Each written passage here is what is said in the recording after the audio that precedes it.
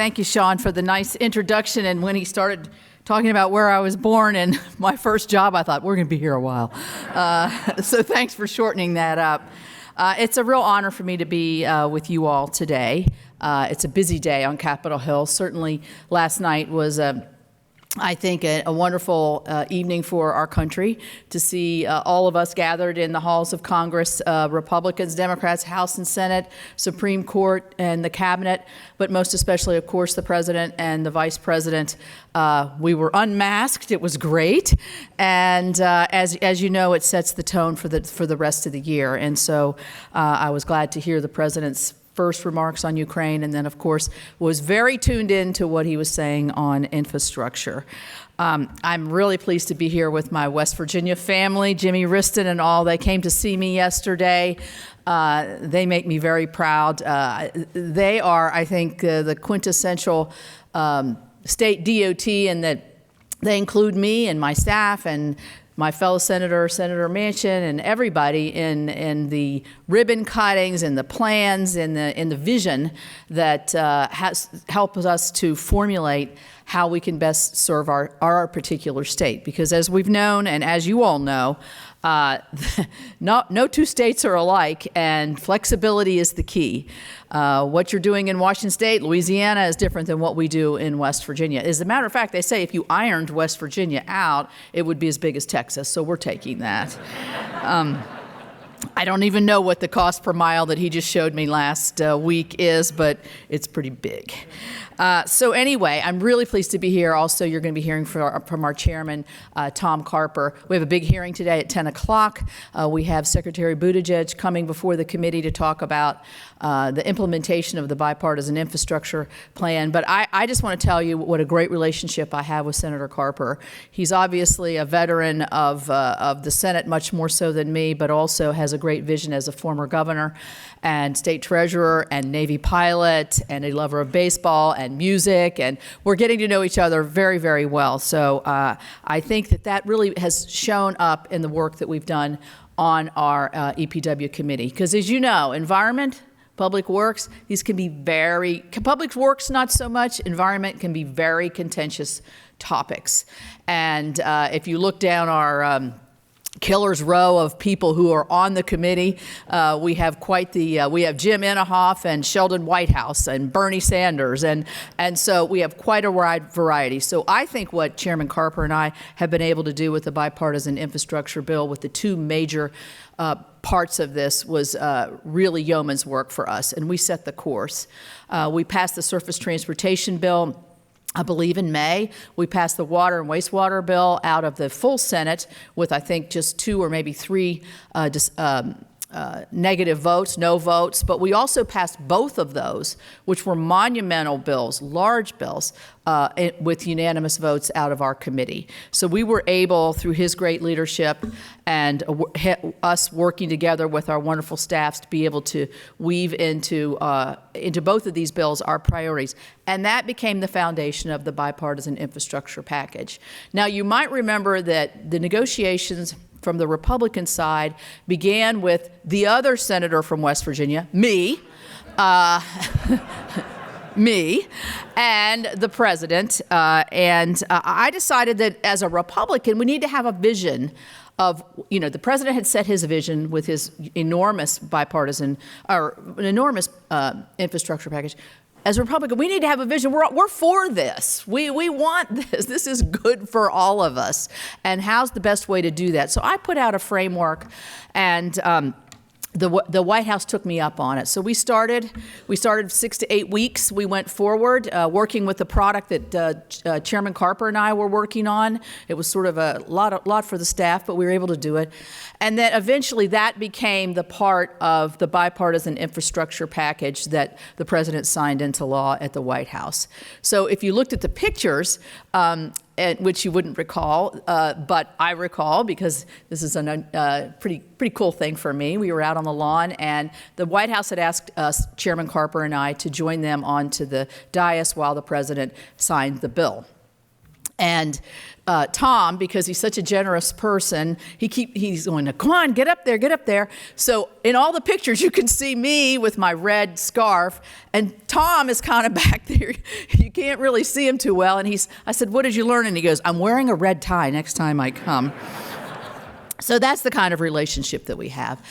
So the elements of this, I think, that are important for you all, and I want to thank you all, because we could not have created, I think, a bill that is going to have the impacts that it has without every single one of you weighing in with your members, with our staffs, both at the EPW committee, but also our personal staffs. We need to know what we're creating here, and as you know, we love to create, but sometimes it doesn't quite fit into the buckets of how you have to move forward to implement. And that's what the questions that we're going to have a lot, I think, for Secretary Buttigieg. So, just a brief review, $303.5 billion over 5 years, which is a 35% increase on our highway programs. 90% of that funding, I really fought for this, remained in the formula program because I feel it gives you the flexibility and it's the predictability that we've been wanting. It also, for me, is coming from a rural state. We were able to create a $2 billion rural program that will also help us complete, hopefully, Quarter H, our Appalachian Highway System. A bridge program. We have a lot of deficient and difficult bridges in our state of West Virginia, as every state does, but it's hard to get the focus on it like we want to, so we put some extra dollars into that. We did codify the one federal decision, which is going to be subject of great discussion today, meaning to try to narrow the timing of it, but also to narrow the complexities of all the different federal agencies that have to be involved. And we want to have them involved, but we want to make it easier. We also had, again, the bridge dollars. We did have a climate chapter. We do have a climate chapter, and they're the first one ever. And this, I think, is very important because you're moving in your individual states towards more resilient materials. The types of climate events that happen in Louisiana, if we have a flood where I live in West Virginia, we're all gone anyway. But, flooding in, we do have floods. We have lots of flash floods, but they're different kinds of floods than what you see in certain areas of the country. And so we need to be able to allow you and encourage you to build more resiliently and to be able to withstand the weather events that we know that we've seen and what we know will be in our future. So there's been a bit of a rub. There was a guidance document. Who knows about the guidance document here? Everybody in the room, I would say. There was a guidance document that was distributed. Well, it wasn't distributed. It went to the DOT. It's on their website. But it talks about how the Federal Highways is going to be looking at some of the priorities as we're moving forward on how to spend these dollars and how they're going to be spent. And quite honestly, it really smacks at what we negotiated out of our bill. It basically reflects what was in the House bill, the DeFazio bill, and in my view, it's really mixed messages more than anything else. Because in questioning the administration, their response is, well, this is just guidance. We all know what that means, guidance, and we're not really saying you have to do it this way. But if you look at what they've said, they've got one word in there that is a small word that's very impactful, and that's the big but. You can move forward with new construction and that will add new capacity, but look at all of these other things before you might be doing that. Now, I know every day maintenance and repair and upgrading is key to what you do every single day with what you have existing. But at the same time, there are states such as mine and many of yours who do still need new capacity, who still need new routes, who still need to open up parts of your state. And this is the reason that the flexibility that we have built into our formula programs that we want to see sustained.